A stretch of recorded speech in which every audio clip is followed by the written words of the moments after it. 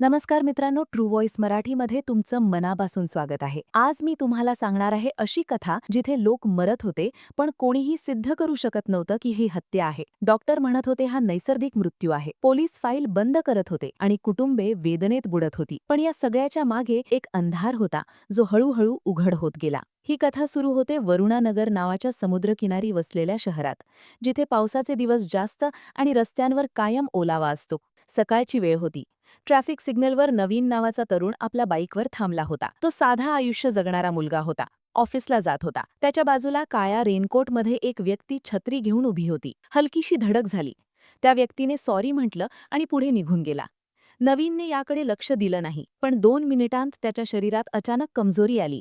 हात थरथरले, डोळे फिरले आणि तो रस्त्यावर कोसळला. लोकांनी त्याला हॉस्पिटलमध्ये नेलं. डॉक्टरांनी मृत घोषित केलं. रिपोर्टमध्ये लिहिलं गेलं, अचानक हृदयविकाराचा झटका. कुटुंब उद्ध्वस्त झालं आणि केस बंद झाला. पण यानंतर 2 महिन्यांत असेच 4 मृत्यू झाले. शिक्षक, फोटोग्राफर, प्रॉपर्टी एजंट आणि एक निवृत्त कर्मचारी, सगळे सार्वजनिक ठिकाणी अचानक कोसळले. सगळ्यांना आधी चक्कर आली, घाम फुटला आणि मग मृत्यू झाला. सगळ्यांच्या रिपोर्टमध्ये एकच कारण लिहिलं गेलं, कार्डियाक अरेस्ट. हे सगळे केस एका टेबलावर आले तेव्हा तपास अधिकारी रुद्र वर्मा यांना काहीतरी चुकीचं वाटलं. त्यांनी सीसीटीव्ही फुटेज पाहायला सुरुवात केली आणि त्यांना एक विचित्र गोष्ट दिसली. प्रत्येक मृत व्यक्तीच्या आसपास मृत्यूच्या काही मिनिटे आधी एकच प्रकारची आकृती दिसत होती. काळा रेनकोट, हातात छत्री आणि चेहरा अस्पष्ट. रुद्राने मनात ठरवलं की हे अपघात नाहीत, हा एक पॅटर्न आहे. याच दरम्यान माया कृष्णन नावाची क्राईम जर्नलिस्ट या केसमध्ये रस घेऊ लागली. तिने स्वतः संशोधन केलं आणि रुद्रला सांगितलं की हे मृत लोक एकमेकांशी जोडलेले आहेत आणि सगळ्यांचा अप्रत्यक्ष संबंध अरविंद शेट्टी नावाच्या प्रसिद्ध उद्योगपतीशी आहे. अरविंद शेट्टी समाजात प्रतिष्ठित व्यक्ती होती. मोठ्या देणग्या देणारा, मीडियामध्ये लोकप्रिय चेहरा, पण त्याच्या भूतकाळात अनेक संशयास्पद घटना होत्या. त्याचा एक पार्टनर अचानक मेला होता. एक अकाउंटंटने आत्महत्या केली होती आणि एक जुना कर्मचारी गायब झाला होता.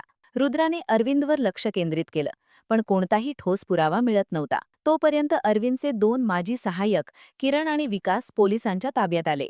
चौकशीत सुरुवातीला दोघेही गप्प होते, पण अनेक तासांच्या चौकशीनंतर विकास कोसळला आणि त्याने कबुली दिली की त्यांनी कोणालाही थेट मारले नाही, पण त्यांनी अरविंदला मदत केली होती लोकांना संपवण्यासाठी. रुद्र हादरला. फॉरेन्सिक डॉक्टर लीना यांनी तपास केला आणि प्रत्येक मृताच्या त्वचेखाली अतिशय सूक्ष्म जखम आढळली, जणू काही मच्छर चावल्यासारखी. पण त्या जखमेच्या आत एक सूक्ष्म टोचल्याचा पुरावा होता. रक्तात कोणतेही सामान्य विष सापडत नव्हते, त्यामुळे संशय वाढत गेला की हे एखादं खास तयार केलेलं स्लो ॲक्टिंग टॉक्सिन आहे, जे शरीरात गेल्यावर काही तासांनी हळूहळू अवयव निकामी करतं आणि मृत्यू नैसर्गिक वाटतो.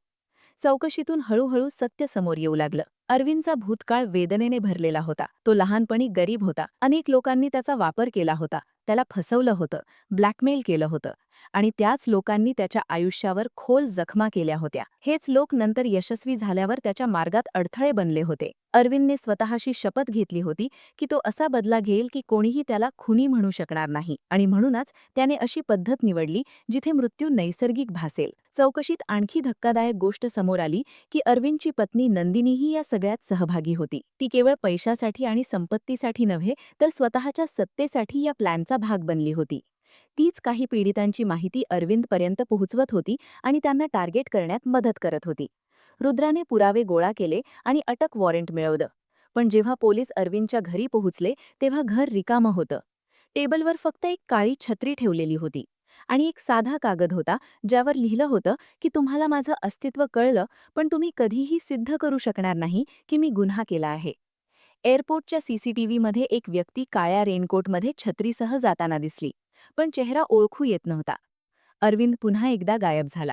केस उघडाच राहिला. समुद्र किनाऱ्यावर उभं राहून रुद्र विचार करत होता की काही गुन्हेगार कायद्यापासून पळून जाऊ शकतात, पण स्वतःच्या अपराधापासून कधीच नाही. माया शांतपणे त्याच्या बाजूला उभी होती आणि शहरावर पुन्हा पावसाची सर सुरू झाली. दूर कुठेतरी गर्दीत एक काळी छत्री क्षणभर दिसली आणि गायब झाली. ही होती वरुणानगरमधील पावसातल्या सावलीची केस, जी आजही पूर्णपणे सुटलेली नाही आणि जी आपल्याला हे शिकवते की परिपूर्ण गुन्हा असा काही नसतो. फक्त वेळ लागते सत्य समोर यायला. आणि अशाच थरारक गुन्हेगारी कथा ऐकण्यासाठी ट्रू व्हॉइस मराठी सोबत जोडलेले रहा.